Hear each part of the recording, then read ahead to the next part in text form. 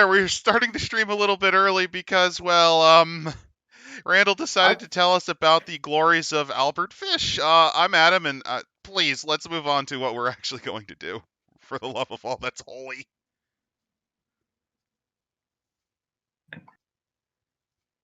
Anyone? I was waiting. Well, if this is what I have to do, Well, I'm. go ahead. Oh God, we're so socially awkward. Anyway, I'm Greg. Nice to be back here and to be sharing the horrible things that I inflicted on my players. I am Mrs. Diopsid, and well, yeah, like we've made a lot of stuff over the years, and we can't wait to share it with you. I'm the Diopsid, and I just spent the better part of the last hour digging through my external hard drive for homebrew stuff I've created over the last 8 or so years. And I'm Randall, and I'm so desensitized that I am scrolling through Albert Fish's Wikipedia page. And no, this stream is not about Albert Fish. It's about, it may seem like that at first, but no, it's about our own personal homebrew. Welcome to Homebrew Hell Workshop Edition. See, we've poured acid salt over other people's hard work, and by hard work, I mean some of it's not hard at all. So, we figured might as well show off our own stuff. Don't forget to make fun of it in the comments. Feel free to pour acid salt all over it, yeah. Yeah, if you ever get to my setting, it's really shit. So, go do your worst. Oh, correct. And since Randall, you so elegantly were bringing up the wonders of that horrible serial killer, do you think we should start off with the Fishman? Yes, let's go right into it. Before I start talking about nails in the genitals! Yeah, we're gonna get not demonetized, we're just gonna get our channel closed. Anyway, here's the character in question. You should see him in a little bit, our viewers. Yeah. This guy. Oh, this was interesting to make. Long story short, I don't have the exact stats for him because they were lost in one of the many great Roll20 purges. So I can't give you the full breakdown of what he was, but more or less, in a world where there is like a council of evil people that meet up semi-regularly to just see about how things going. When my group arrived there to take their spots, and they first saw this guy, tell me, did any of you what did you all think of him when you first saw the man with the fish head when he was just sitting down next to all these other evil sorcerers, warlords, and maniacs? I thought he'd be just another one of those really eccentric villains, like the ones you'd see on Adam West Batman. Yeah, I was just like, yeah, this is interesting. He probably has an interesting story behind him. I was thinking of, you know Mr. Shark from The Bad Guys? I was thinking him, which I think was kind of fitting because in that kids show, in the kids book, Mr. Shark is the one with like the longest rap sheet, hilariously. Like literally in his dossier, it's like, just run away, get away from him.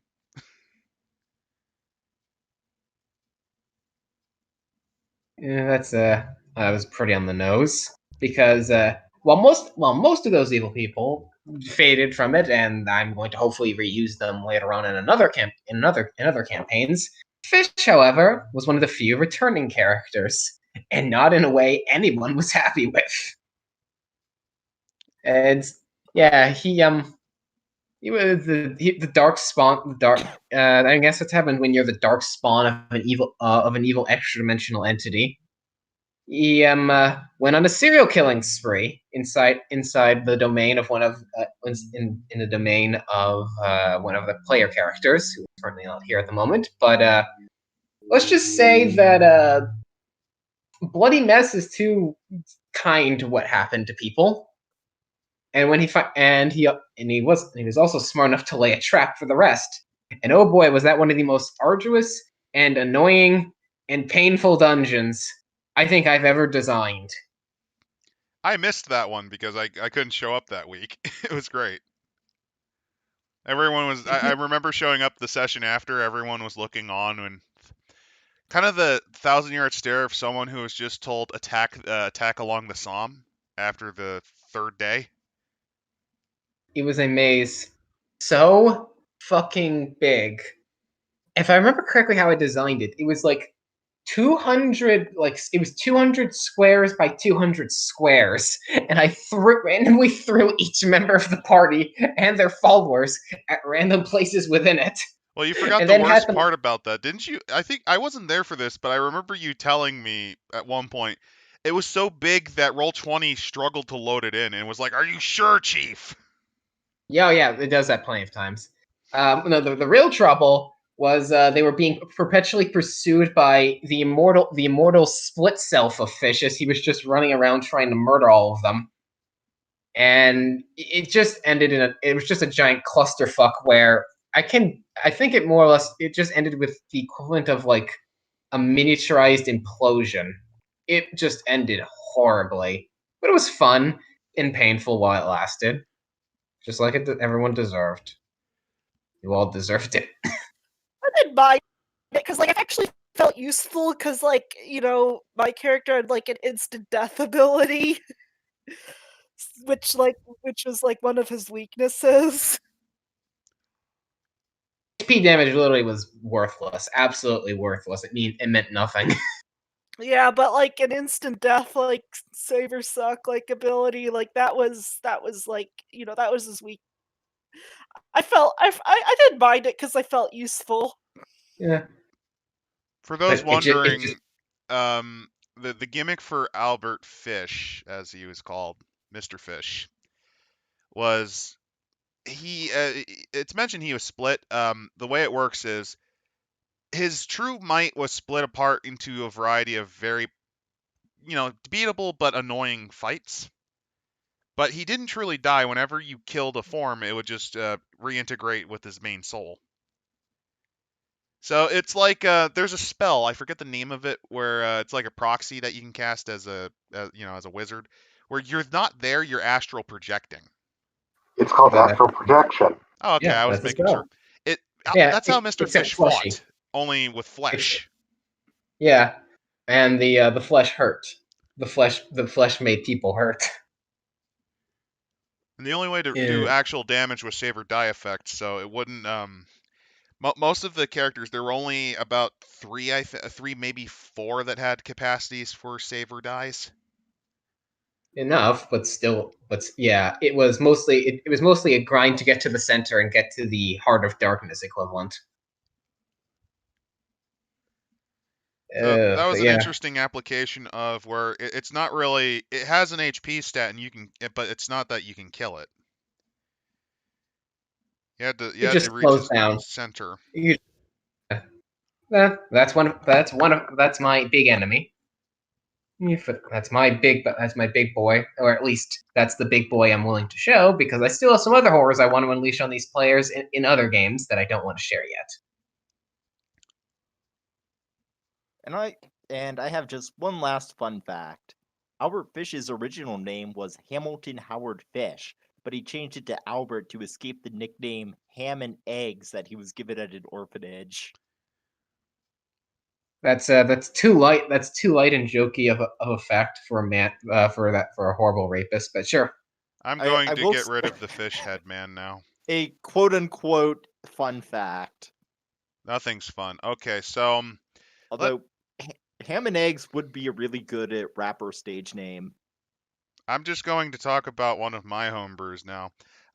Let's start by actually linking it for those curious. The one I'm going to show off first is the one that I think of the most when it's actually the first character class that I seriously designed.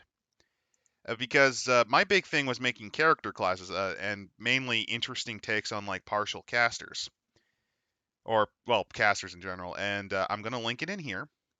And say hello to the 3.5 edition Tamer, the homebrew class I made. It's you can join any person of alignment can join it. There's no alignment restrictions. It has a D8 hit die, And it has the following class skills: balance, climb, concentration, craft, handle animals, heal, intimidate, jump, knowledge arcana, knowledge dungeoneering, knowledge local, knowledge nature, knowledge religion, a bunch of knowledges, ride, spellcraft, survival, swim, tumble, and, well, use magic device. In terms of skill points, he gains 2 plus int modifier times 4 because he's an int-based caster. Some class features besides that include they have armored mage.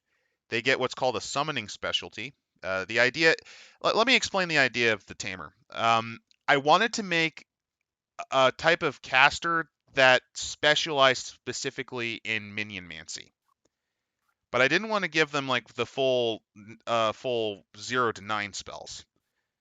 So I went with what's a fairly not unused, but like somewhat uncommonly used template, which was the Duskblade template, which is how this thing gains its spells. It gets up to a vaguely 5th level. And the idea is you're 0 to 5. You have a decent progression on base attack. You have the same base attack as a cleric. And your main thing is you just summon creatures. And specifically, your best summons are what you specialize in, which includes stuff like dust form creatures and ice beasts. And it has a variety of other spells available, like Dominate Animal, Speak with Plant. They have their own spell list, but in short, the idea for the Tamer was I wanted to make a I wanted to make a minionmancy specialist.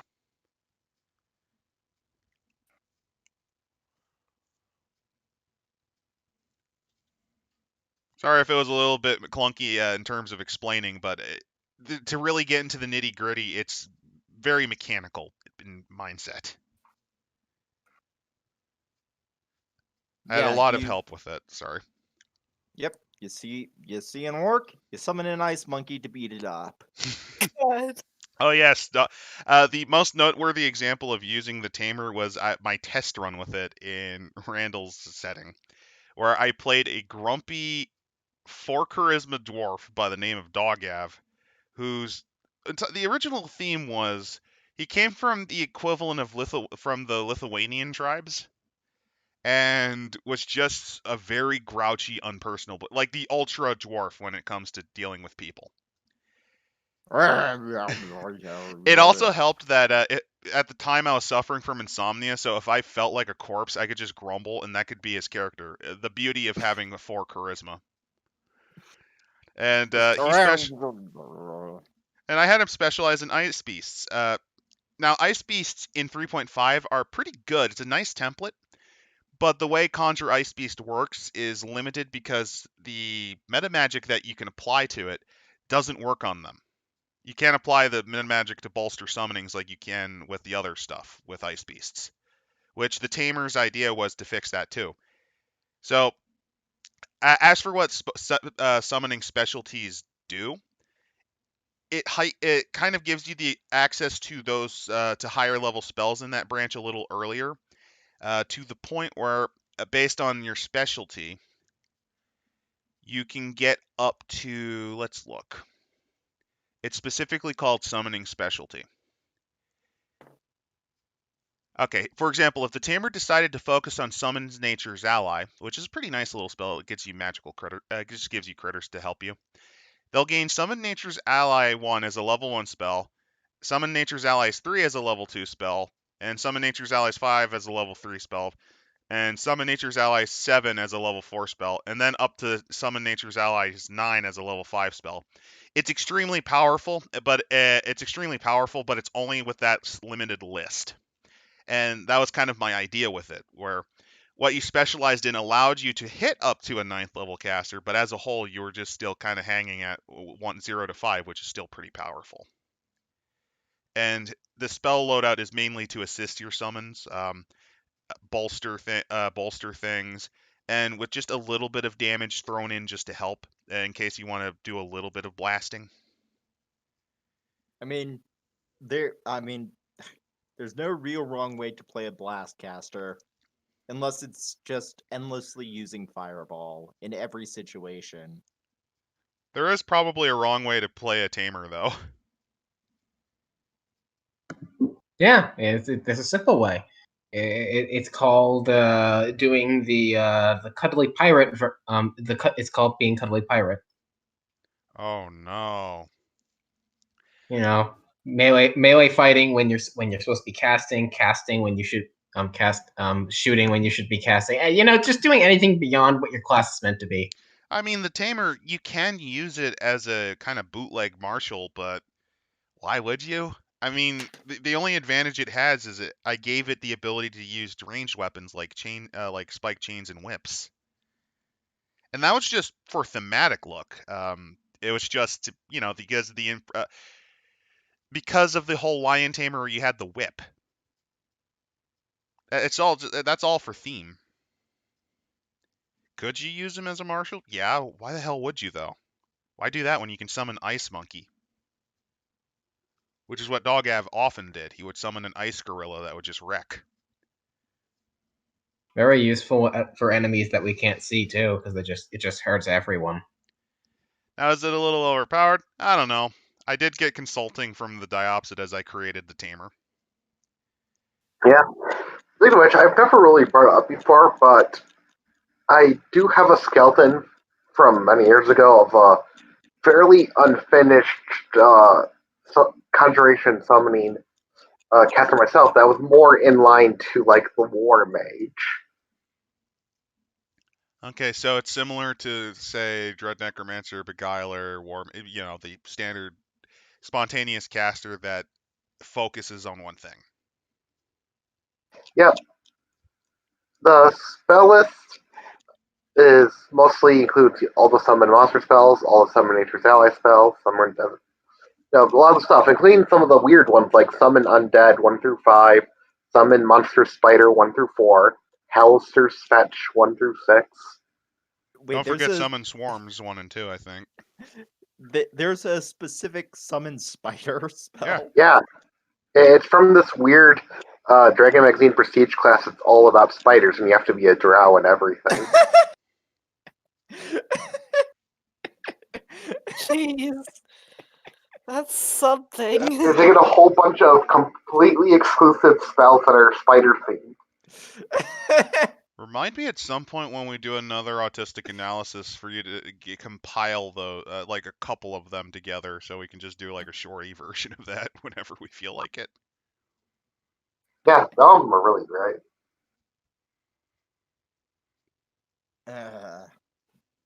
Speaking of spiders, I had a dream a few nights ago where there was a Goliath bird-eating spider loose in my house, as well as a big-ass scorpion, and was hiding somewhere in like the cupboards, and I was having to probe through everything with a stick. It was actually a pretty terrifying dream. What is with you and Jeez. bugs? I don't like them. Well, Why'd you play a character who does nothing but do that? I'm fascinated by them, but I'm also disgusted and horrified. Interesting. So in other words, so like your relation to the internet famous people. Yeah. Yeah, so what else can we talk about? Like, I know we have some settings we could like talk about. True. True, but but I think someone who hasn't spoken should share. Want to do the planet system generator that I made? Couldn't hurt. Let's see. Okay.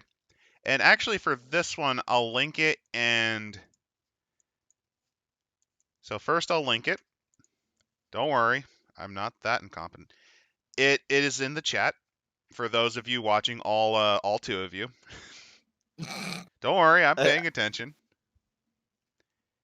And then for those who are curious, we can go along with showing it like this. Say hello to the planet generator on stream. Yep, this was a mix of the GURP space planet generator and with a bunch of influence from the autistic space map game Stellaris. Oh wow, I just noticed you really updated this. Wow. Oh yeah, I added actual planet classes. Like for those two of you all from Zimbabwe who are watching, kudos. I've seen the original template of this, and it was originally not super limited, but the idea was you had your planetoids or planetesimals, which were like lumpy asteroids. Then you would have well small rocky.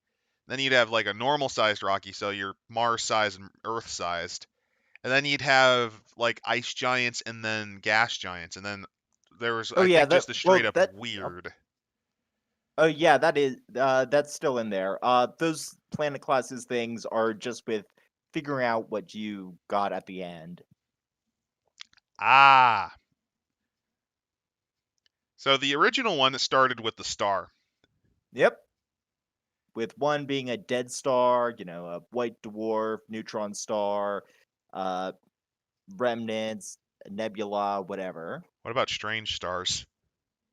Let's hope that they don't exist because those things are nightmarish. Red main sequence, yellow main sequence, giant stars, binary stars, which can become trinary, and then weird. Dyson spheres, black holes, a giant tear to the elemental plane of fire, whatever. And there's Then how many planets are in the system. I did a 1d6 because let's be honest, if we're doing like nobody really wants to go through 10 times for a single system. Especially since on average I think the exoplanets are like usually between 1 to like 5. Like Yeah, Earth I is mean, like the solar system is a little bit on the crowded side by comparison. although that is just with our current telescope technology. And before we discover the 58 planet system along a blue supergiant and the Yeah, stroke-inducing pain that would cause. planet type with being a small world, Earth's roughly Earth size, a super Earth, a gas giant, or something weird. Although asteroid Asteroid fields aren't fields. weird. Oh yeah, that's the most common of the weird, but it's basically if you want to fill in something interesting here, go ahead. Like the weird globe of water. Yep, or the decrepit space cruiser. Then atmosphere, which runs from none to horribly toxic. Then temperature, which is a 1d4, and then adding the modifier based on the star and the atmosphere, By the way, if minus you're the number wondering of why it's orbits. 1d4, reminder, geothermal activity also heats the planet. Keep that in mind. So, The idea is that the average is going to have uh, there will be an average of livable that will get pushed out into depending on the size of the star or how far away it is. oh, you added even more awful. Cryogenic did not exist on the original. Yeah. And Hydrogen. Stygian didn't exist either. It was just like ultra cold and then molten. Hey, we need different. We need autistic categories to determine how horrible it is. Just a little bit of critique, just because I'm looking at Hellish. You should have it be like if it's at Hellish, the stuff that's supposed to be solid, like silicon and fucking whatever else is phosphorus stuff like that's made to be rock. Have that turn to gas. So it's constantly ablating off the planet. Like you just see it has an atmosphere. It's comprised of rock. It's comprised of vaporized rock.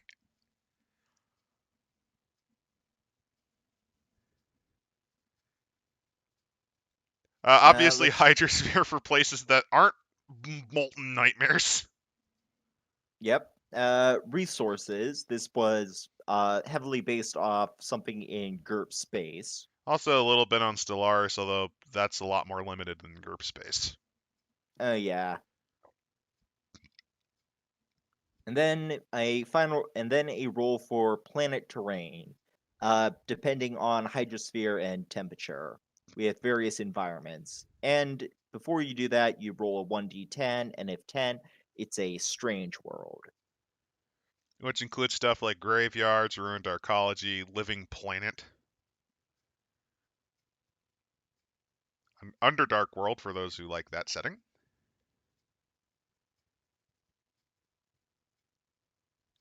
Then planet traits, which is a 1d, it's a 25% chance, and it's just small additives such as natural magic, docile life, being a literal portal to the lower planes, or being a death world that fucking hates you.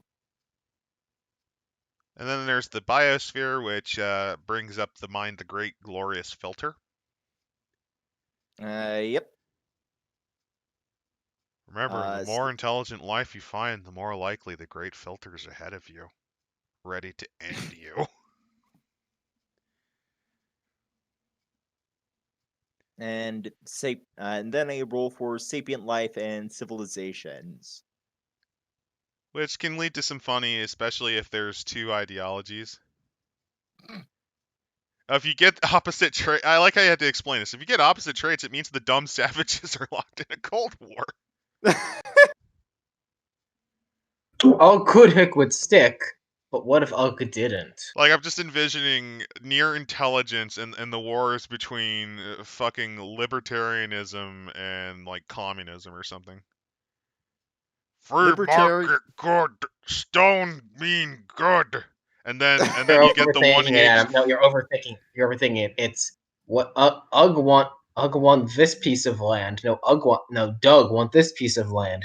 Doug. We both could hit each other, but that would hurt.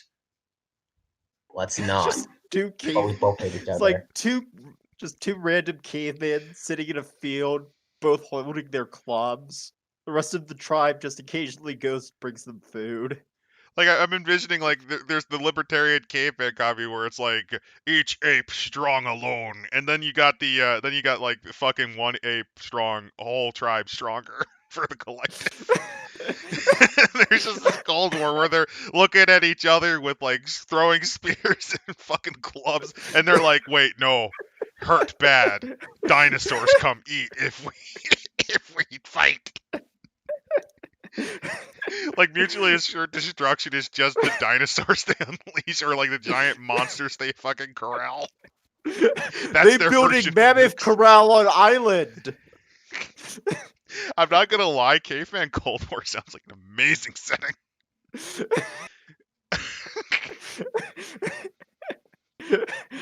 It's the Berlin Ditch, where it's like this line, this is you side, this Og side. I'm just trying to envision the siege where it's like there's a little circle because to share the super bananas or whatever. And then the collectivist side starts to siege those who tried get banana by swinging from trees to get there. So you got that's their version of the Berlin airlift. They've learned how to Tarzan across the jungle to where the fucking isolated part is.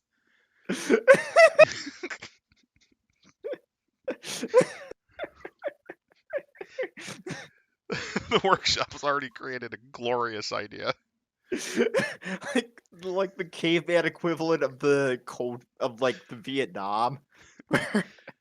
What fucking primitive technology are they using? Their bare hands and teeth?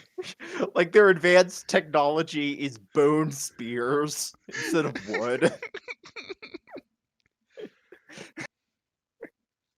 Just Yeah, that's pretty funny. I won't lie. Like Flintstones Cold War edition. Well, actually, there was like an episode where there was like Stone World War. Oh yeah, they or did something. do that. I forgot. Yeah. Because Flintstone was one of the subtlest propaganda tools ever designed by man. By the way, for those curious, here's the Tamer that I didn't show because, well, I didn't think of showing it. It gets a lot of stuff. Here's what the table looks like, the advancements, and how their spells per day progresses, though. But yeah, the planet class generator is pretty fun to roll on. We've created some dumb stuff. We've created a lot of stuff, a lot of dumb stuff from the original one too. The original yeah. one culminated in what I called the most worthless system known to man, where it was like 4 asteroid fields and not a single speck of anything worth a shit to be found. There was nothing. It was all just like rock. So the only value it would have is if you needed a quarry. And if you're quarrying an asteroid belt, you fucked up in life.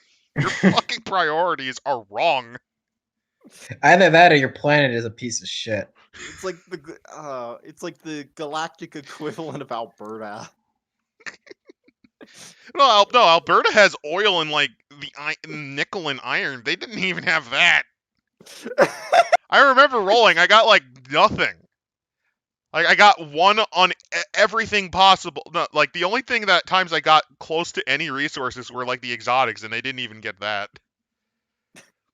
Like these giant accretion discs filled with nothing, nothing of potential. That is what we had to deal with. You know somebody would set up a tourist trap like the most desolate system in the galaxy. $20 admission. That's the only value it has, is as a tourist spot. Come see the rock that looks like Jesus. Come see the rock that looks vaguely like, I don't know, a foot. Xenu. It's like No. It looks like Muhammad. What does that mean? Who knows what that means? And it's just a rock. It doesn't even have a face. It's just a lump. They claim it's the face of Muhammad. And then they get bombed. Then the random space potato gets blowed up. Oh yeah, the absolute hell world we created. This was with a 40k system generator. Oh yeah, this isn't our homebrew. This is using another's homebrew to create a glorious bit of homebrew. Say hello. It is the glories that is Akron. For those of you wondering, Akron, it's a fitting name. It's what happens when RNG has a sense of humor. It's what happens when RNG randomly yo-yos between highs and lows. For those wondering, Akron. Oh God, Akron. Well, first off, it's a xenoplanet.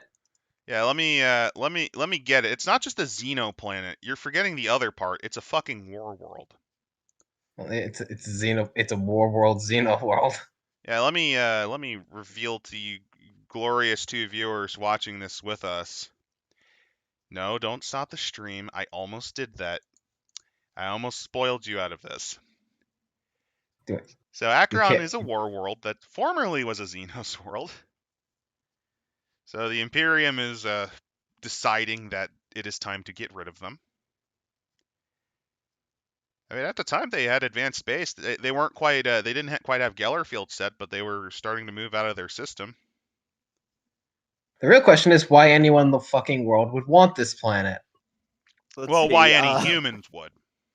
Yeah.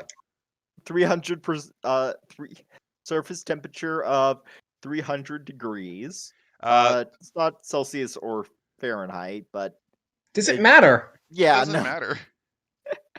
Barely breathable atmosphere with the water being as basic as ammonia. Well, and it's all water. It's all water. The best way to describe Akron as a world, it's a failed ice giant. Like it's a sub-Uranus mass that's mostly comprised of water and ammonia that hasn't quite developed a thick enough atmosphere to qualify as a gas giant. The only value this planet has for the humans could grab is the numerous moons and satellites. Which, because it's just shy of being an ice giant, it has 47 satellites. Several of them not really Earth-sized, but like several of them as large as Ganymede. I mean, it has a lot of moons that are actually habitable.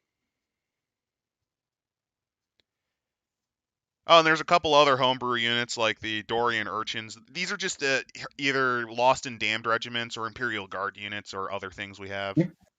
The great thing though, the residents, the only kinds of creatures that could live here, all 25 billion of them. Yeah. Show the picture of the tiny little crab people. Yeah, let me get deep sea isopods, because that's what they are.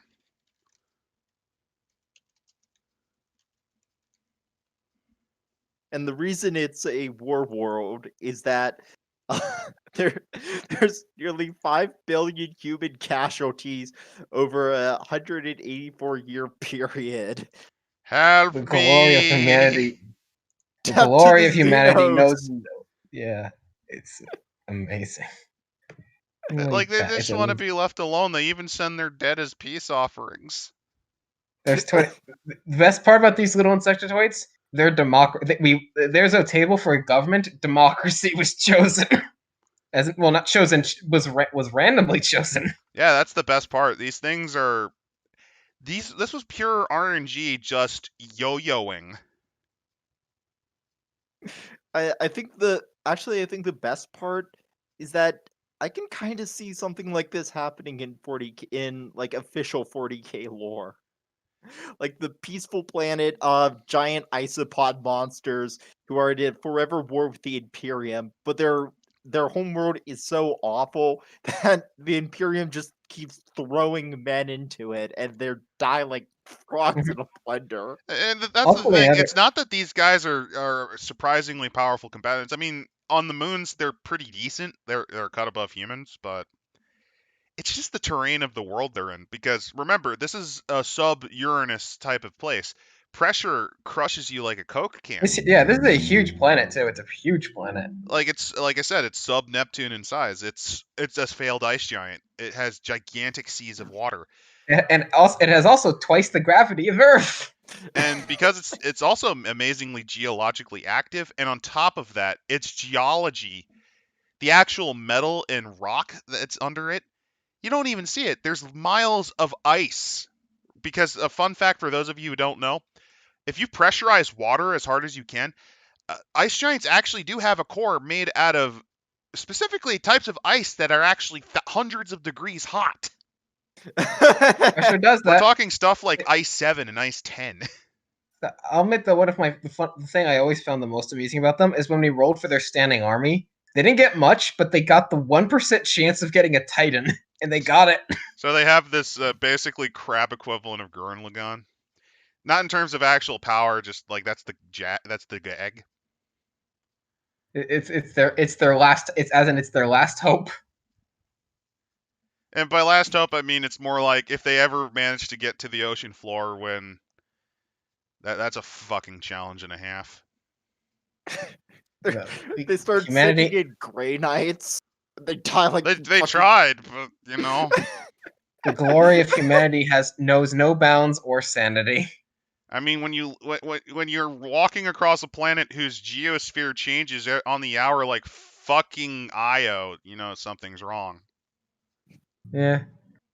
This was RNG. The random number goddess is a beautiful creature that you must respect and pay heed to.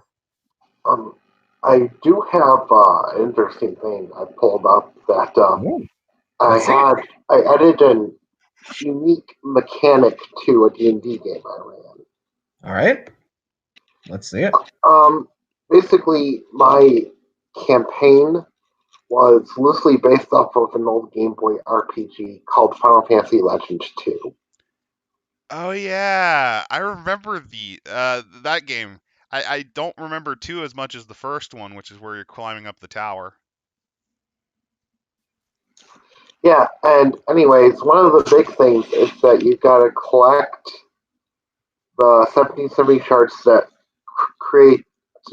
make up the statue of the goddess. And these are called magi, and they're scattered all over the place. And I basically made them into a special equipment slot that every character can have in order to give them various passive bonuses. Like, and some of these might seem pretty powerful, but I usually threw pretty crazy challenges at my players. Like, a Magi of Power passively gives a +1 insight bonus to attack rolls. And there's up to 9 of those in the game, by the way. Most of these there's 9 outside of a few unique ones. And then the Magi Speed gives a +5 enhancement bonus to move speed. Magi's Mana gives a bonus to basically all healing effects, even ones from items like scrolls and potions. And then there's Magi of Defense, which gives a scaling deflection bonus to AC. Then there was 4 elemental ones that I realized that most people probably wouldn't want to use them over the previous 4, so on top of increasing the resistance in the element of its choice, it also would allow you to rebuke creatures of the opposite type, similar to a cleric with a domain. And then there were a handful of unique ones that most of them effectively acted as temporary magic items summoned once a day.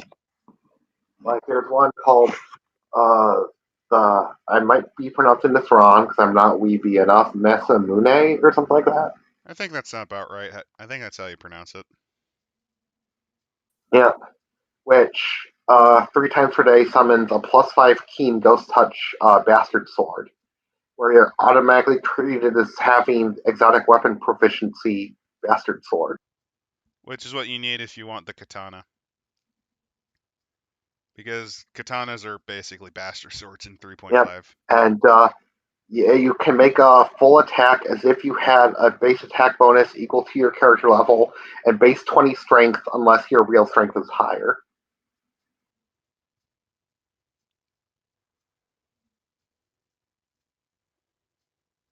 Yeah, it only lasts for a single round. I should point out that unique Magi also allowed a few spell-like abilities per day.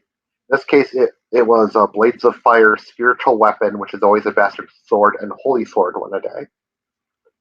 Then there was the Aegis, which 3-day acts as animated tower shield that basically is used to block certain attacks as immediate actions. It gives you pretty much resistance to every element except for force, DR15, with Oh nothing yeah, that the Aegis Shield.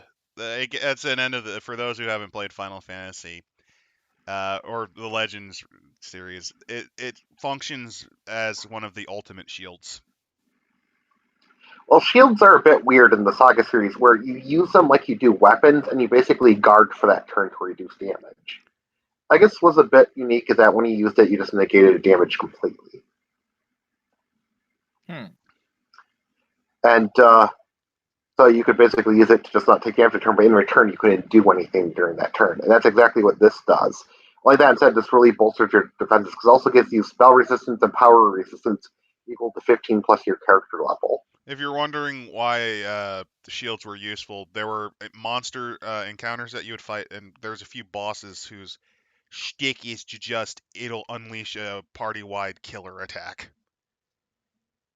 So it was a great way to negate damage and ensure that the next round after that attack you could just heal back up and revive. Yep. And then the next one is the one that's the MacGuffin, the one you get at the beginning that helps you find the other MacGuffins, which is the Prism Magi, which tells you how many Magi are remaining on whatever plane of existence it's currently on. Nothing fancy, but you start with that. And it's a great DM tool because it's like, oh no, you haven't found all of them yet. Yep. And then there's the True Eye, which gives you Mind Sight and Telepathy 60 feet each. and you are never considered flat-footed.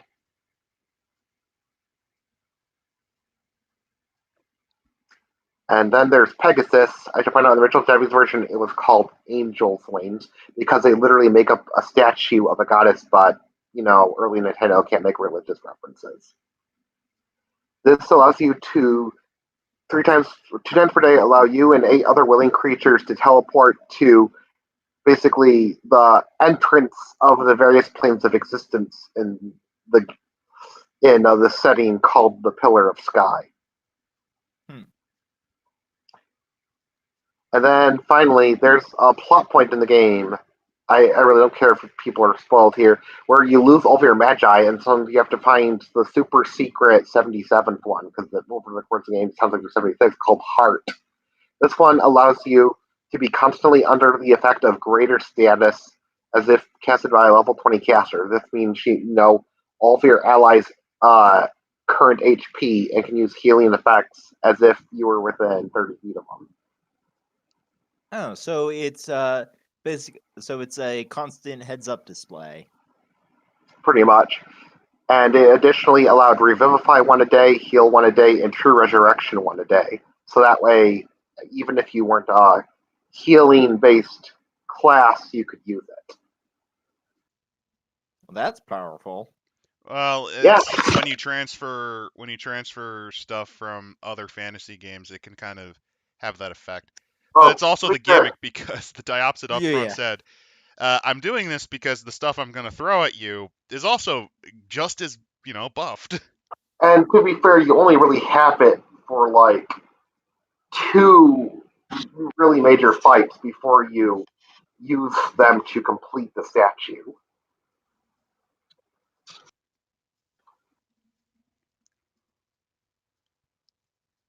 In terms of items, I haven't made as many of those. I think the thing I most remember was it was like, what was it, the Flute of the Zephyr, if I remember right? It was a 5e creation, which was more fluff than anything, where since it was a trickster god's flute, who also had wind as an element, you rolled a d20 to see what type of air you'd get out of it. Because sometimes the god would be like, it'd be funny is if you just, you want a breeze, I'm just going to give you a gale or nothing. And the other was more of a story item kind of thing, where it was originally a fluff piece where it's the tail feather of a phoenix that they met. This was in a 2-shot I did in 5e. My little not my big prototype run. I had another one for that, but it was just I wanted to do something different. The phoenix feather for that was used to great effect as a save against this undead priest that they ran into that worship the god of frost and famine in that setting. That's kind of, I usually don't make up items. I usually just roll on the wondrous items chart or use the oh man, what was the magic item compendium? I'll also use that usually. I mean, I'll bullcrap some stuff that's based on that, but usually I don't have them written down. Then again, that's just kind of how I am as a DM. I tend to do a lot of improv, which works and doesn't work sometimes.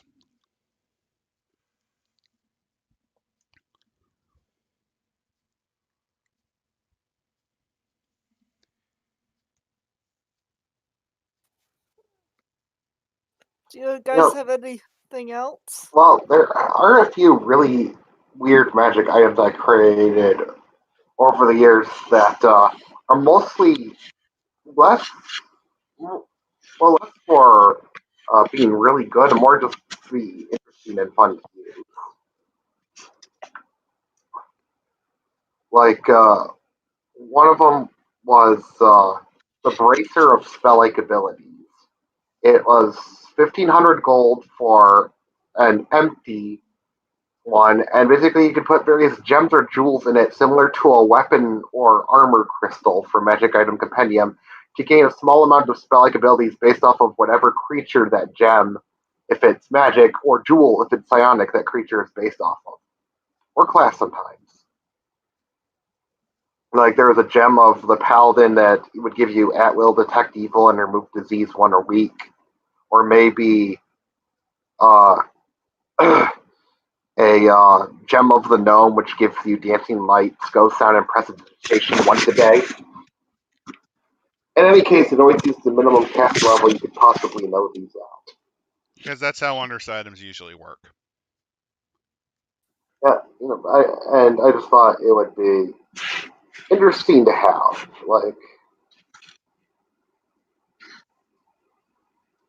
There also are a few pretty nice ones, at least relatively to some of the others, like Gem of the Triton, which gives you 1 a day summon Nature's Ally 4.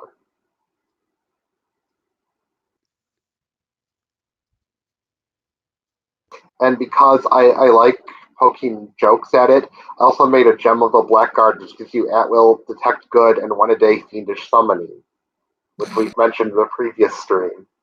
Yeah, Blackguard. Gotta love that Summon Nature's Ally 1 when you're over level 10. I mean, Summon Monster 1. I'm clapping the chat, everyone. Clap. Hands up. Praise the Blackguard for being depression. I don't know. Yeah, I found the random item I made for space adventures. The Lantern of Norlanthotep, which has a random 1d20 effect, which range from launching the target into space, turning the target into a chicken, cast heal on the target as cast by a 20 level cleric, or magic missile cast as a first level wizard. Transform the target into a Shoggoth. Also known as the Wabbajack if it was made for Dungeons and Dragons. Yeah, pretty much. I never really made that many magic. Well, I made magic items, but I never really wrote them down because they were usually like off the fly things to kind of fit with the setting and stuff like that. Oh yeah, like the Sword of the Musketeers, which is just a keen rapier. It just is fluffed as the sword. Yeah, like I don't usually. I think there was a couple of other items, but usually I fluff out the lore for an item that exists. I think the only item I really remember that strongly is the Sphere of Vasha, and that can just be plainly put as the Sphere of Fuck You. Yeah, honestly, like I never really like created items, but I feel like Adam that if I would probably I would probably like do the same I would probably do the same thing like because I'm not really good at like balance and stuff. Like I've never DM'd before. I want to eventually, but yeah. We'll be waiting for you one day. We'll be waiting for that day. Don't worry about that, Mrs. At least you probably won't give the Ring of Invisibility to the Assassin Spect Rogue. Oh, of course. But my setting I had is basically like due to the events of the Book of Mormon, the Aztecs have like ironsmithing. Like they got it from the Lamanites, and like they have like iron, and it's like I don't know. It's kind of stupid. Because basically, take Mesoamerica and actually give them. They did have smithing, but allow them to hit the Iron Age. Yeah, they like it's the Iron Age, like because like I know I'm kind of a spark when it comes to Mormonism. Like I actually managed to like have the patience to read the Book of Mormon from cover to cover, and it's basically really shitty Bible fan fiction. It's like fan fiction, and that's all it is. So things are getting spicy in the Mormon fandom here, everyone. Yeah, so I just thought it would just be an interesting concept, like if the Aztecs had like an Iron Age. And there's also the 3 or 4 Mormon tribes. I forget how many there are. I just know there's the evil one, and then there's the one that. Why did you bring this up, Joseph Smith? They don't really matter. There's the Lamanites, there's the Nephites, there's the Zoramites, which kind of sided with which first sided with the Nephites, then they went with the Lamanites. Then there's like the Mulekites and Amalekites. There's a lot of them. Weren't there didn't he like for some reason explain that there was a previous previous settlement before the Nephites. Oh and yeah, Lamanites. like the Jaredites. And it has Yeah, nothing to do with anything. Yeah, in my setting, like the Jaredites like get slaughtered by the Olmecs. The Olmecs cast Because- destruction. Yeah, pretty much. Like basically, like the Jaredites like came like right before like the Tower of Babel fell, so they actually have this like the pure language. It's really weird. Even though the Tower of Babel like wouldn't really be possible, just the way languages work and like that they evolve, they weren't really created. It's Bible magic. Yeah, it's Yeah. Bible magic. Hey, no one said the Bible cleric actually magic. makes sense if you think about it for more than 5 seconds. Besides, it's It's D&D. cleric. Exactly. It's cleric magic. It's cleric. It's magic. I don't have to explain shit. Yeah, it's D&D. It's magic. You don't have to explain shit. It's like how Grummash creates the orcs. Who gives a shit? They just exist. Yeah, so yeah, but yeah, like except like someone is not giving me the Dragon magazine articles to like the Aztecs, so I cannot flesh it out properly. I'm looking at you, Mr. Diopsid. Give me Yes, those I articles. don't. I mean, it's. If you really want to know, it's mostly monsters and deities. Which still have I use know, for but the I Mexica. need those. But I need those because, like, I need to like figure out the monsters. Like, because I do think like it would be kind of because like there's this kind of thing about like like a lot of Mormon apologists says like no they wrote tapirs. Those horses in the Book of Mormon, those were actually tapirs. The Nephites and Lamanites rode tapirs, so I just That's- like man. So I just They like should have imagine- said alpacas or llamas. That would have at least No, been... No, those are the Kirlabs and Kumams that are in the Book of Mormon. There's actually some animals named Kirlabs and Kumams. Why didn't they swap them and just have the tapirs be those things, and then just have them ride llamas? And it's like, So- no. So and, the like- Book of and, like, Mormon. and, Because like- when you've made a mistake, the only answer is to just dig yourself deeper. Yeah, and like the sheep, no, those were turkeys. And goats, no, those were deer. The Once thing again, is, I'm pretty sure there are digging goats yourself native deeper. to the Americas, aren't there? digging yourself deeper. Yeah, there are, but like, What the there fuck? are- You didn't need to call them whatever deer. yeah, but that's actually what apologists say. So I'm not These making that apologists up. need to make better arguments.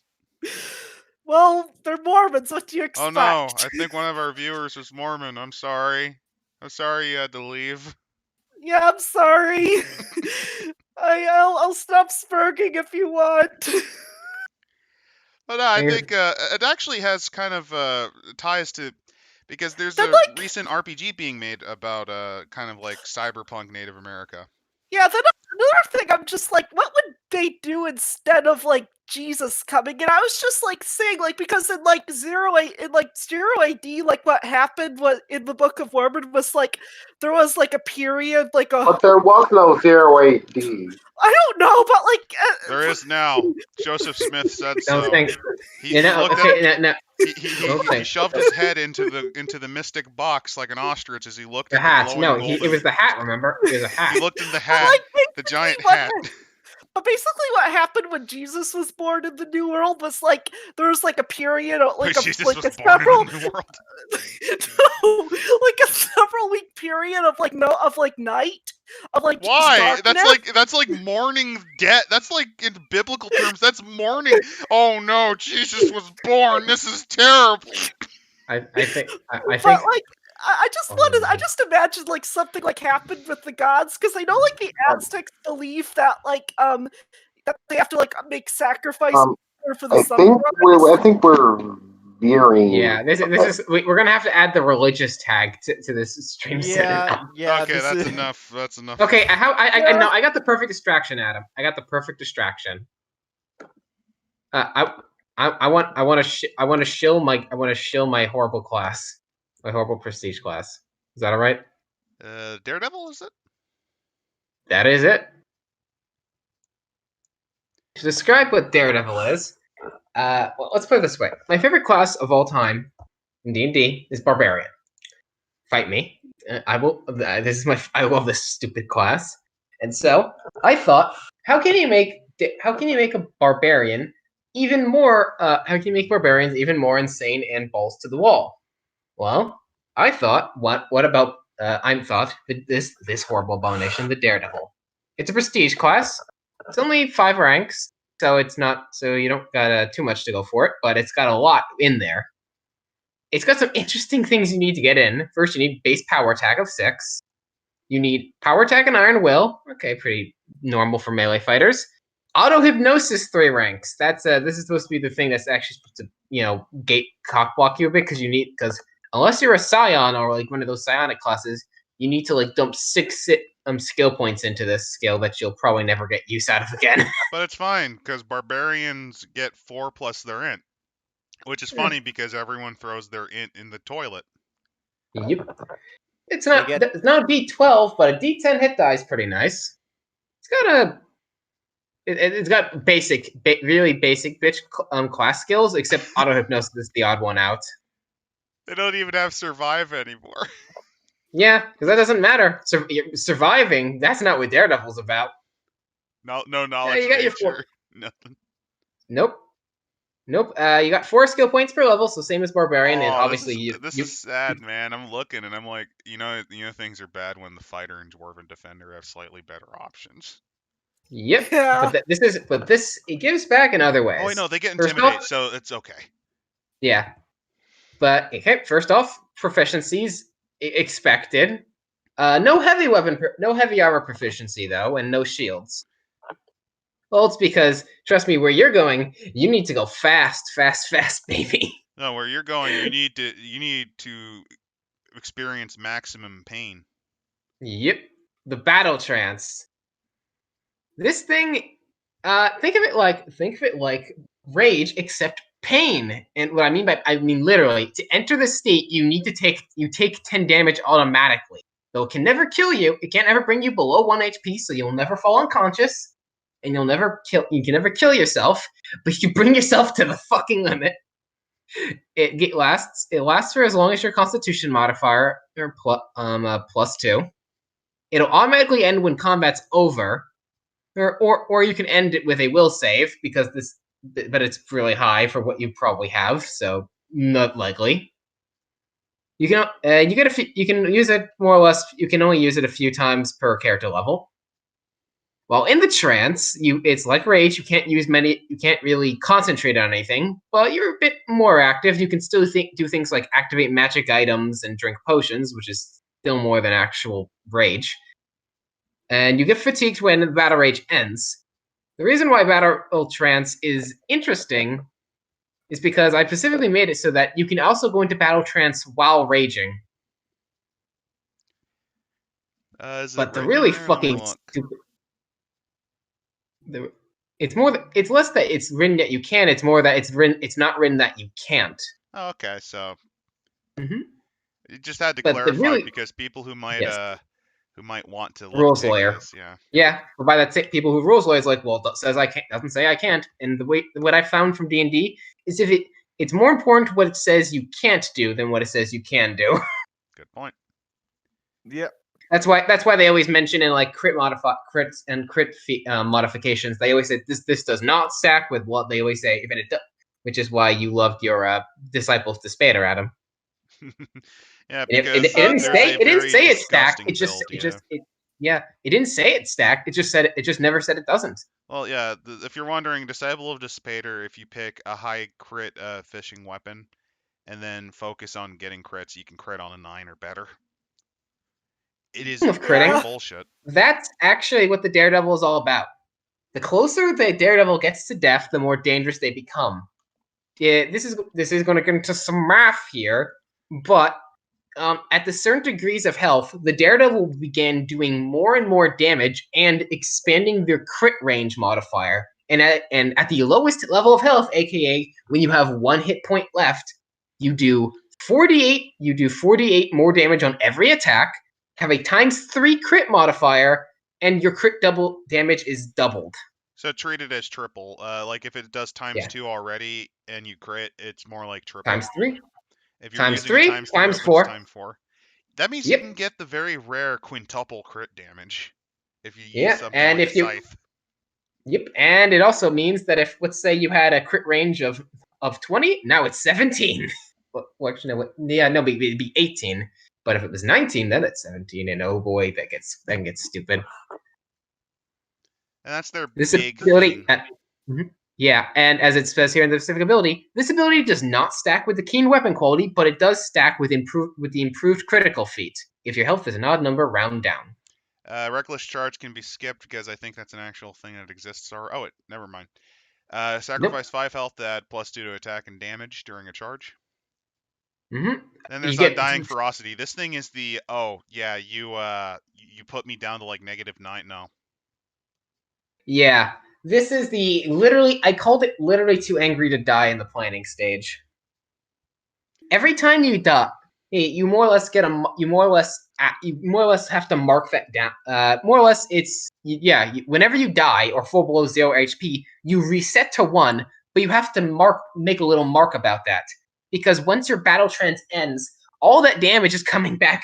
And if you don't have positive HP by the time the backlash hits, you're fucking dead. But well, if you're in the middle of combat, sometimes all you need to do is just stay alive just a little longer to rip someone's face off. Here's my question though. Let's say you get hit so fucking hard you're at -80 HP. Would it still work then? Yes, but as it says, you have 1d4 plus 2 rounds until you take 6 damage per life taken, yeah, just every time you would have dropped below 80 HP, every single attack that would have done it, even if it's the minuscule 1 to 0, that's still 6 HP you lose. Every when the backlash resumes No, in. I'm saying like you get hit with an attack that by all rules means you're fucking pulp on the floor. Like you are at 5 HP because you're exploiting the edging ability, and then let's say a colossal plus-sized axe hits crits and does like 300 damage, and you're now negative 100, 200 plus damage in the hole. Like that level of damage, not like in the dead range. I mean, you use the wish now to kill the Tarrasque range. I would call that, well, by raw you're alive, but I would say in the GM's case they would probably have to explain very slowly that no, you're dead. Mind you, I also do flat out say that anything that would, so this doesn't help you against things like Slaving or Disintegrate, because that's not damage, that's just fuck off, die. Basically, like how sneak attack dice works, you have to have a recognizable body geometry to get up from this. And the final, well, less interesting but still pretty annoying, it could be annoying, thing is Inspire Battle Trance, where you can send everyone in your party into the same fucking psychotic state. Though it does skip the -10, it does, though, as its note, it doesn't actually apply the -10 health miles to everyone else. So, they don't have to deal about. They didn't literally. Your ally didn't literally just stab you. They stabbed themselves to do this, though. On the bright side, at least you said only within 10 feet, because if you didn't specify the range, this could actually be a fuck you wizard moment. Yeah, though mind you, if you really, it's pretty annoying. It would be pretty horrible like that. I'm envisioning an RPG horror story already, so it's like I decided to use the homebrew Daredevil because I was getting tired. I was getting tired of R's fucking wizard constantly exploiting his power to like mind affect me and shit like that, or calm emotions on me, just because like fuck Oh him. god. So I decided to, right at this point at level 11, to activate Inspire Battle Trance. He eats shit, and then and he can't do anything as I just wail on him as I'm at 1 health until he's dead. And then the guy cries and screams at them because he's totally that guy who's trying to throw the wizard under the bus, who was only punishing him because he's playing the dumb barbarian. Yeah, honestly, the real thing with this, it's the less kill happy frenzied berserker. If you wanted to play frenzied berserker but didn't want to lose your friends, play this class. Yeah. Does a lot of damage. Mm-hmm. And I will proceed to now link this thing for the 1 or 2 people watching. Don't worry, I know more of you will watch later. It's fine. No questions. I think they're just looking on in terror. Yeah, and horror. I'm really sorry if I scared like that Oh, one don't worry. person We've only off. had like 2 guys watching. It's fine. Yeah, we're fine. I know. This I'm is a kind of really I'm slow such a night. spurg because I hate being a spurg Nah, blame me. sometimes. I didn't put out the call until like 15 minutes before. So I don't blame people. Okay, good. So here's the Daredevil for those who want to take a look at it. All 1 of you. Apparently the Daredevil was an interesting class, but no comments Yeah. on it. Well, it's not really comments on anything, so I don't feel. Don't worry. I don't feel I'm not hurt. You know, in honor of Al not being here, do you mind if I do the class he and I co-opted on, and then just had the diopsid look over to make sure it wasn't bullcrap? I mean, I don't know why it would be an argument, but so yeah, go ahead. Okay, so I'm going to show. This was Al's and mostly Al's, but also my kind of creation. It's a co-work make. It's a channeler. Again, just to spoil it, we use the Duskblade progression rate, so kind of that weird 0 through 5th level development.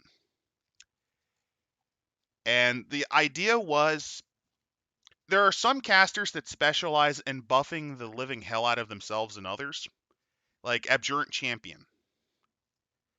And we thought, why not? And mostly Al thought, why not do this?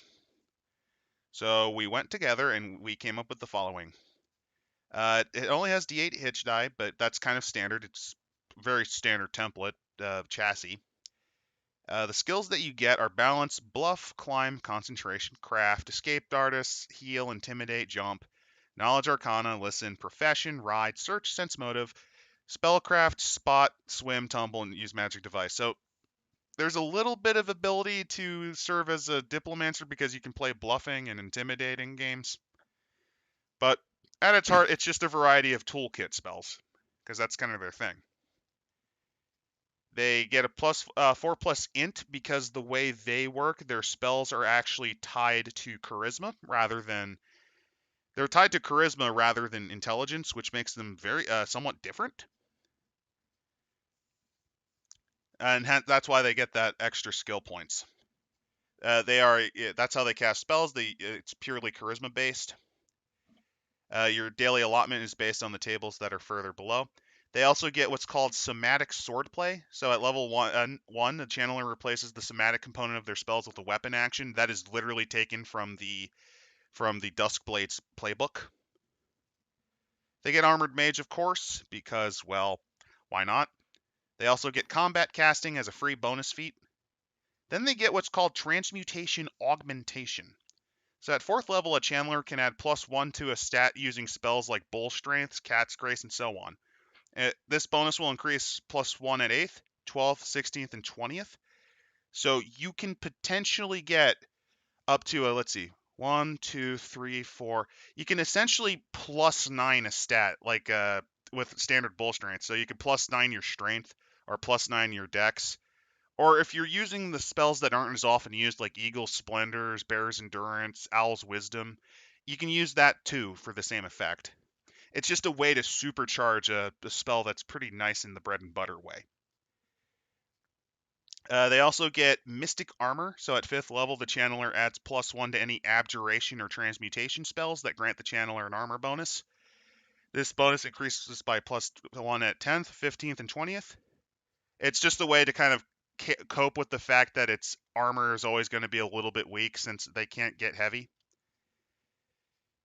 They also get an overcharge strike, which I believe we stole from the Duskblade again, because the best way to describe a channeler is it's a Duskblade that focuses purely on transmutation. Transmutation and abjuration. Overcharge strikes, they sacrifice a spell slot to do D4 damage when making an attack based on the level of spell they sacrifice. So, for example, if you decide to sacrifice a 3rd level spell, you'll do 3d4 damage, which might be more than what you're actually doing usually. If you're wondering what the damage type would be, I'd probably have it be like untyped magic. So it's a good way to get around DR too sometimes. Then at 12th level, they can do this twice a day. And then lastly, at their capstone is Perfected Channeling. The Channeler can cast any first level spell in the Channeler spell list as a swift action. So they can actually cast really quickly. And as for some of the spells they get, Magic Weapon, Accelerated Movement, Crab Walk, which is a very interesting spell that's not very well known. Endure Elements, obviously. Enlarge Person, which is always fun. Improvisation, Lucky Streak, Animalistic Power, Legion's Magic Weapon, Swift Haste, Mass Snake Swiftness, Allegro, Bladebane, Dolorous Blow, Energy Aegis, Gaseous Form, Glibness. Basically, their spell loadout, they have no damaging spells. So for those of you interested, for those of you who are interested in using them for blast casting at all or for doing damage yourself, you're going to be using it mainly for buffing. It's basically a fighter who specializes in buffing spells. That's kind of the point of the channeler. And it's not just personal buffing. You can also choose to improve others too. But the idea is you stack a couple buffs on yourself during the fight and then just hit really fucking hard. It's just a strange twist on the whole caster, partial caster setup. We haven't test run this one yet, so we don't know how it'll actually perform. The Tamer did fairly well, although Dogav got a little broken when he activated level 2 spells a little early. Which is fine. I guess after that, Daredevil has never had its official run through because it hasn't been relevant. It hasn't just come up yet. And I have a couple others, and I also still have some class ideas of my own. I've been contemplating, for those of you watching, I've been contemplating making the Blue Mage from Final Fantasy a class, because while the way it works can't work in D&D, I actually think it'd make a pretty good spell list though if you properly set it up. Yeah, and was it like didn't you have like one called like the Conductor, which is like a Bard I still need to do class? that. It's a Bard. The idea for the Conductor is it's a Bard Prestige class that I forget. It sacrifices one of the components, not the spells. I think it sacrifices Bard Song. It sacrifices Bard Song, but in exchange you get what I call movements, which basically allow you to fuck with the action economy of the fight. So, for example, if you use there's one I remember I came up with called Presto, where on your turn you can have a person who's already acted just act again. You have a move called what was it, Andante or Allegro, which boosts the initiative order for the person you target, so they actually can go ahead or behind based on what you want. The whole point of their abilities are to affect the turn order, which can actually be very, very powerful. Oh yeah, that actually sounds.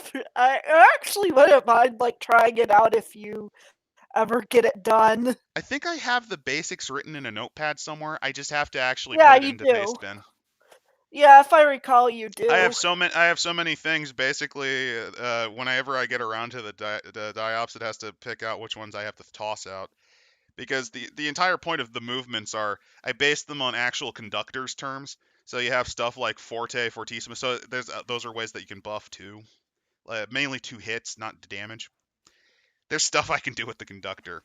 That, Blue Mage, and there was a couple others I had in my head somewhere. Oh, what about the attuner? I could show the attuner off, but I think someone else, if they have any other homebrew they want to show off, could. For those wondering, the attuner's my take on the Planeswalker, which we covered in the DM's guide. It's not necessarily better. Between Horizon Walker, Planeswalker's a Magic the Gathering thing, which apparently now exists in the D&D world. Yeah. Oh, I got it confused because Horizon Walker's so memorable and good. Yeah. Concept's cool, but they just screwed it up. Mm-hmm. I also didn't show the Puppeteer. I remember that old homebrew, the 2 people watching. I actually knuckled down and made my own take on the Puppeteer, and it's just as amazing as you'd think. You don't give birth to puppets, though. You just become the puppet. Right. You become the puppet. A weeb. I know, it's pain.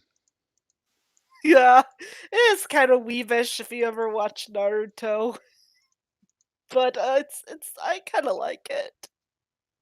I mean, the fifth edition can literally just allow monks to just do Kamehameha. Well, they also allow monks to literally shit out stands, so, you know. Yeah. Yeah. Things have gone weird. D&D is a weird game. Any Very. other homebrews people want to show off? This one was less of a complete new thing. It's more of a fix I propose mostly to make the partial casters a bit better because they sort of get the short end of the stick in many areas. Mostly regarding their cast. Don't know what that was, but I didn't like that slithering noise. Uh, Watch out, Diopsid. The snake's about to eat you. Either that or it's Arthur rolling against your mic.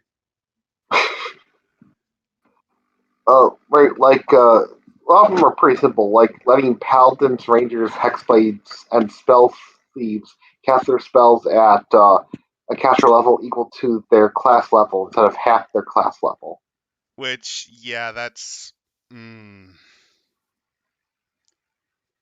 Actually, that reminds me, we haven't even, like, we're an hour and 20 minutes in, we haven't even talked about the the Dice Scum official home rule set that we operate on. It was inherited from the Diopsids original group.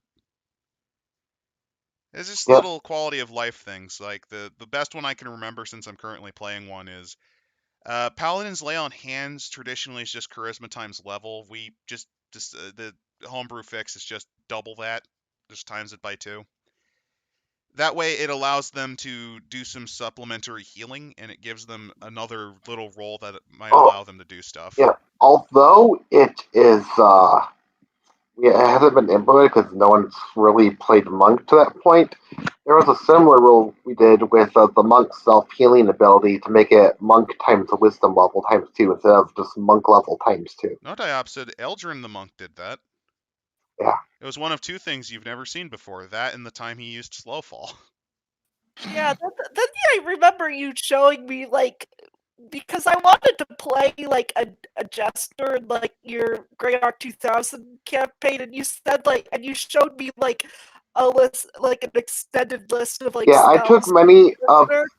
Yeah, I took the casters that were found in the Dragon Magazine Compendium and added a bunch of non-core spells to their spell lists in order to make them more viable versus the Juggernauts that are the core casting classes. Yes, because other than a few that are kind of favorites, like Wujin surprisingly had a little more legs than most.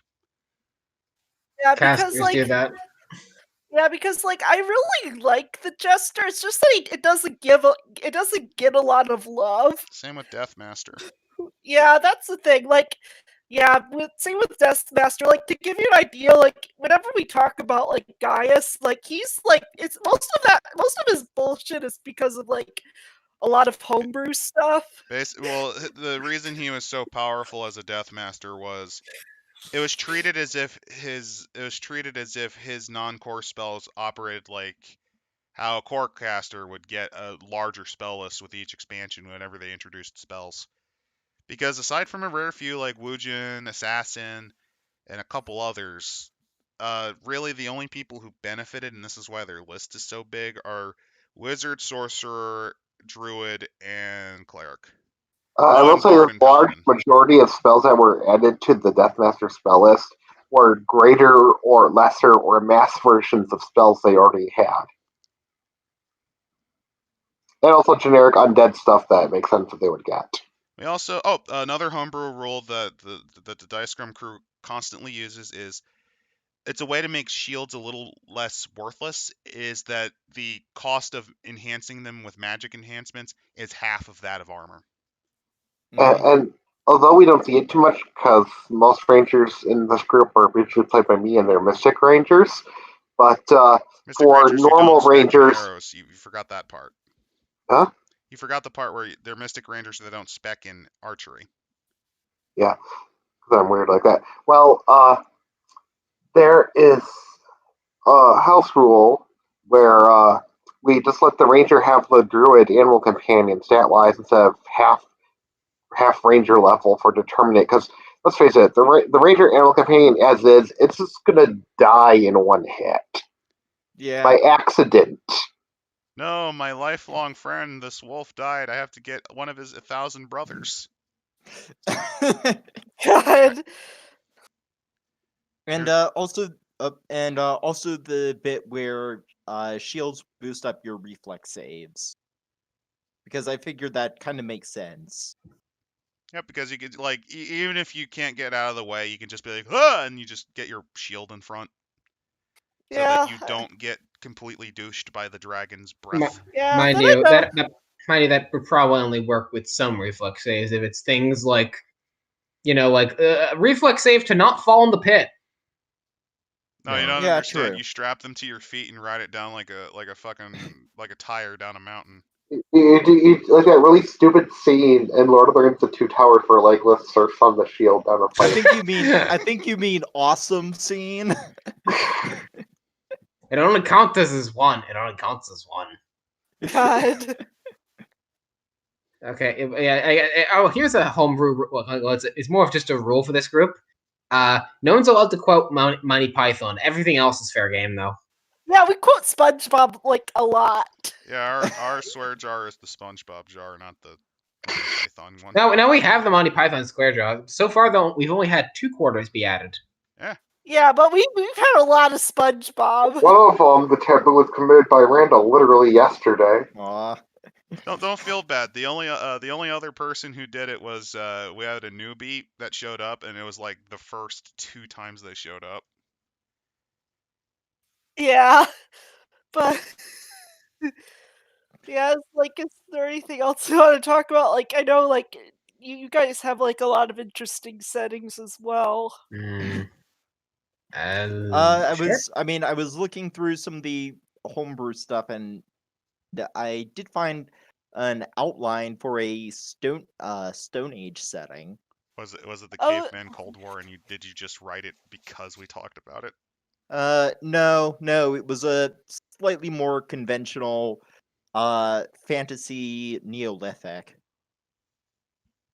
nice. So copper is the pinnacle of technology. Wonderful. I wonder how wealth is measured. Is it measured in wampum? Um, Like snail shells or like human feet or something? I don't know. The more cattle you have, the richer you are. The party's really rich, so they just have giant herds of cows following them. That'd be great. I just had it with barter. Barter. The barter system. A wonderful way to get what you want. Yeah, or just slow down everything and turn everything into extended role play, because you need to barter with crazy old man Joe so that you can get your rations. I stick by what I said previously. Have a whole bunch of cows just in case you need to barter. I like Yeah, that. like haggling would be pretty fun. So, I mean, the only thing I can mention is there's the current setting that I'm kind of running is I call it Gunlock. As for why it's that, it really was based on an old comment like a couple years ago, it was based on an actual minis game that's based loosely on the Napoleonic War called Flintlock. And I was just like, well, that could be an interesting D&D setting, and I just kind of incorporated that plus I think it's called War Machines and Monsters because that's where I introduced Steamjacks from. And the entire idea is it's around the time of the French Revolution, only because I can't call it France, it's Gallia. And as a result, there's that's actually 2 games that's going on. But for its sequel, I'm tapping more into adventure novels. I've been tapping a little bit into Edgar Rice Burroughs, Jules Verne, that sort of stuff, since it goes into space, which is when you know a sequel's about to be shit. Looking at you, Leprechaun in space. Because Jason X is at least entertainingly bad. It is. Yeah. Oh, it is entertaining. Yeah, well, Because they actually treat Jason like he has dignity in this schlock movie, so it's funny. I'm sure the sequel to Gunlock will be lovely. We will totally derail it. I Again. can't wait until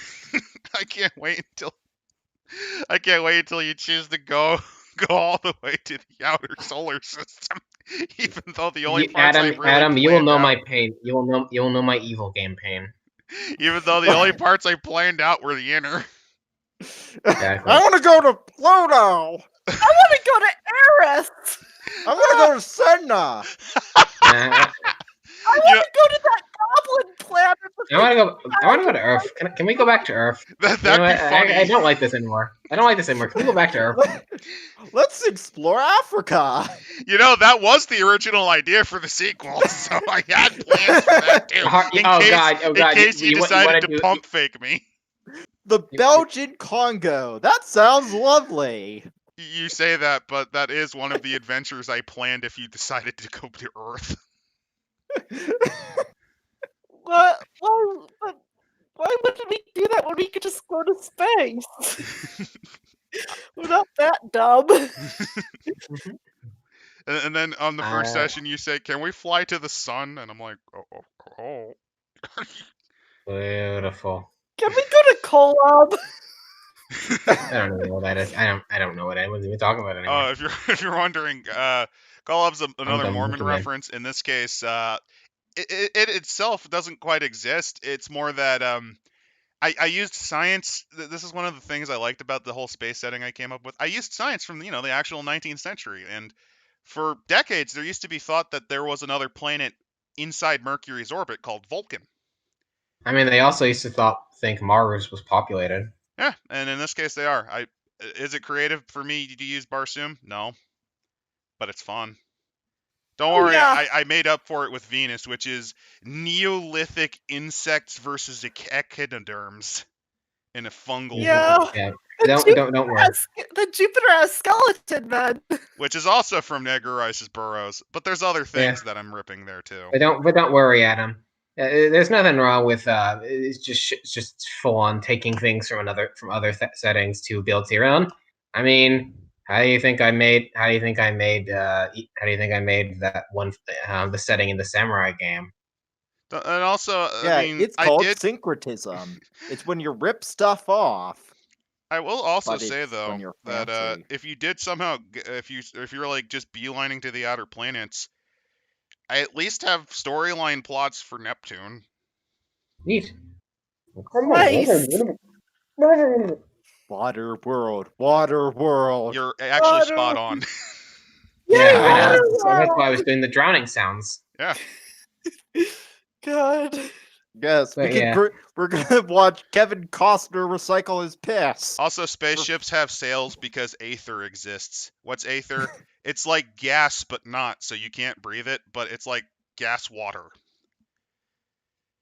And there's currents, because this is what people actually thought about because they didn't know if space was a vacuum or not. So you got glorious sailing ships that are pressurized partially. Because it's still kind of low pressure. It's not like super dangerous, but if a hull breach happens, it's like sinking. It's like a ship. It's like a submarine, but you don't get crushed. Yeah. You just kind of get partially cooked alive in the hot, cold aether of space. Wonderful. And you're propelled by solar rays. Yeah, I'm gonna be honest. None of my settings have ever been really that creative. There's also the Vern gun. It's literally just called the I Vern can't gun wait in to- honor of Journey to the Moon. Yep, that's the movie where the famous stock image of the creepy looking man in the moon face with one of his eyes gouged out comes from.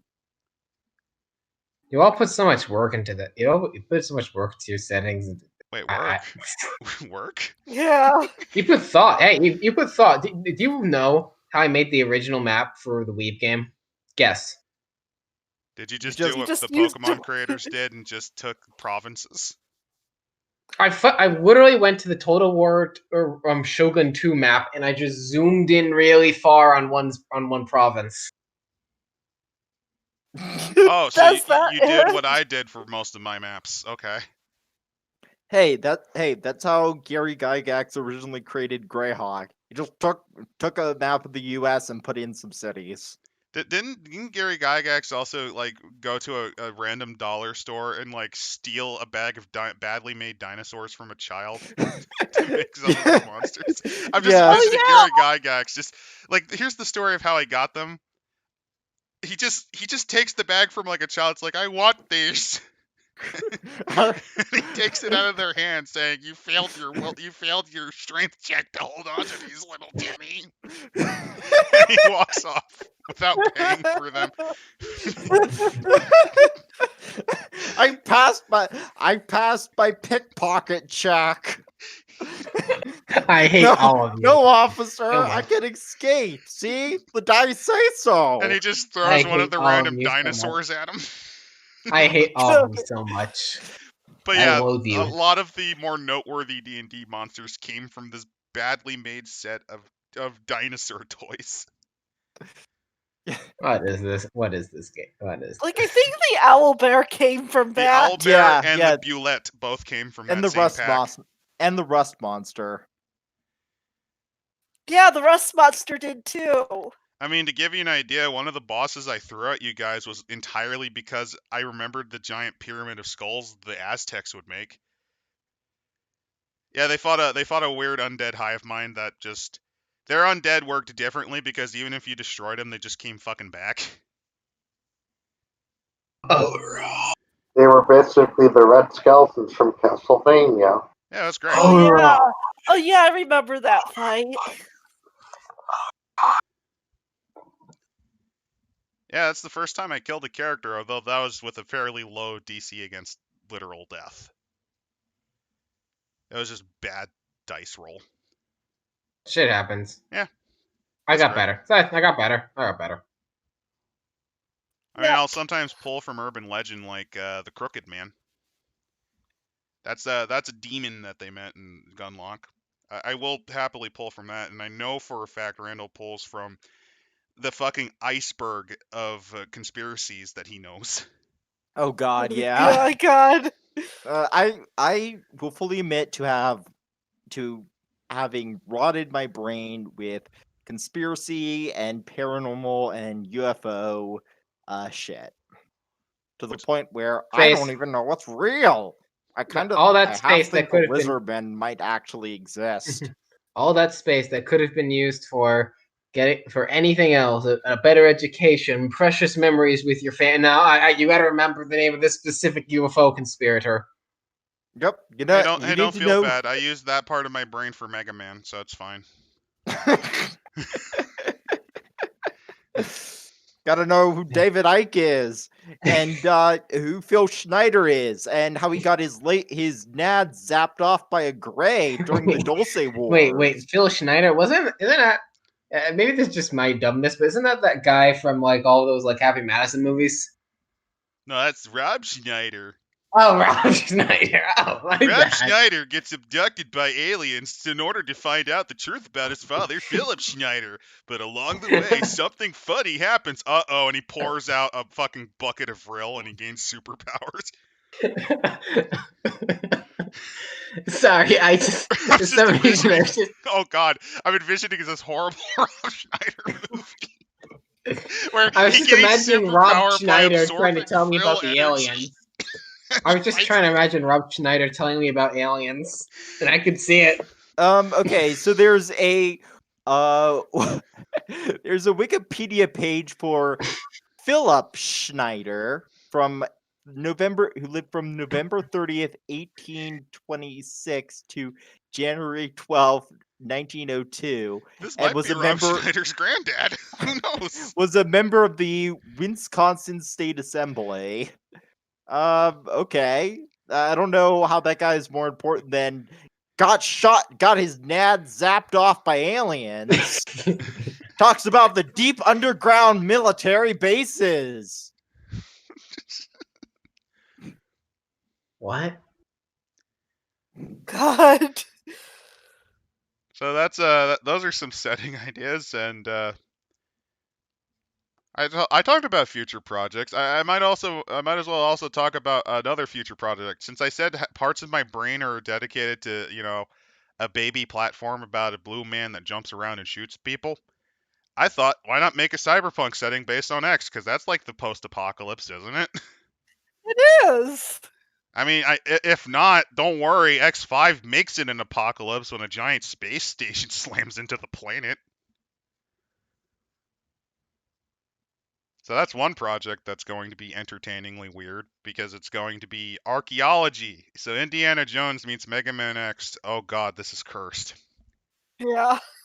And also Gunlock sequel, which is in space.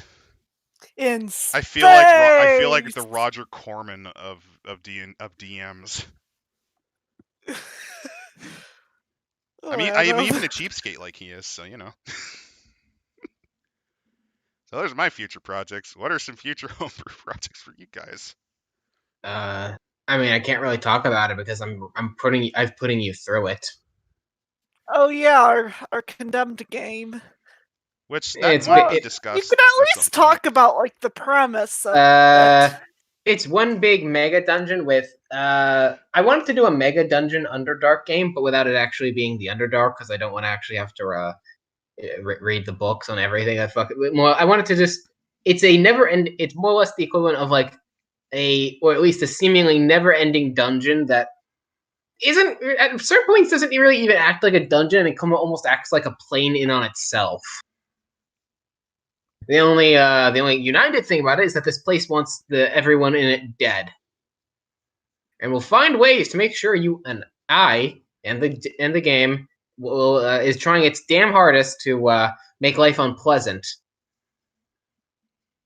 First encounter, walk 5 steps out the first gate. Sagwans. I don't know. Walk a That's few still more not as steps. painful as the goblin tunnels. Oh yeah, well that's also just kept. That's just because you just kept. Hey, Just don't blame filling- us. Don't blame us from the Yeah. enemy saturation where they can all hear us. I know. I'm saying that's just because everyone kept going on ahead on their own paths. Did Yin really need to run across that entire tunnel? Probably. Okay, probably not. But either way, yep, that's his current project.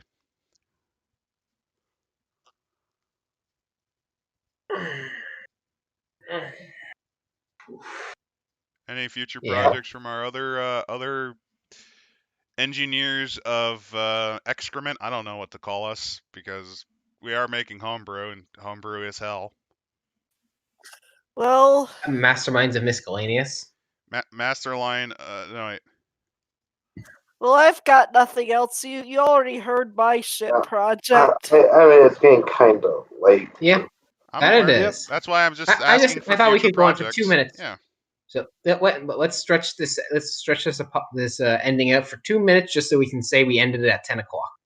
But no, I don't. But we'll stop when we want to. We'll end when we want to, and that's now. Sure. Hey Randall, you do just if we're gonna try to shoot for it, Randall, you do have a lot. You usually have a lot of like ideas. Yeah, I do. I mean, I had a vague idea for a Chinese warlord era inspired setting. If it weren't for the no, fact Adam it's will so close to finishing, I would show off the warlord generator I made for it. Yeah, but don't mind me. I'm just going down the rabbit hole that is Wikipedia and UFO articles. Oh god, no, we've lost him. Okay. Okay. No, wait. Can I pull you back? Can I pull you back with? Remember you mentioned you loved bartering. Oh god. I want to ask a serious question. Would you, in your world, would you trade big spider carcass for rat butter, and then would you trade rat butter for gator jerky? Actually, it was the other way around, but you know. Probably. This actually happened. Gator jerky is probably better than spider. I don't know. It but is depends on rat if you butter. want crab meat or if you want like something that tastes like crab or something that tastes vaguely chickeny. You give me gator jerky. I give you rat butter. If it weren't for the fact that I already have a title for this, I totally would name this stream Rat Butter because that's the most cursed thing. That's the most cursed homebrew item we came up with. Well, the question is, People what get is desperate. rat butter? Oh, Is this it is just you like see that's what rat happened. grease, or is No, it no. like literal butter made from rat milk? You see, Randall, it's what happens when you lock an adventurer in a house for like weeks on end with nothing but rats, and then he starts farming the rats. Oh, like the people in the North Korean gulags. Yeah, exactly. And with a combination of like rat fat, oils, and rat milk, he creates rat butter. And with that cheery thought in mind, this stream's Over. going the way of that North Korean prisoner. Gone.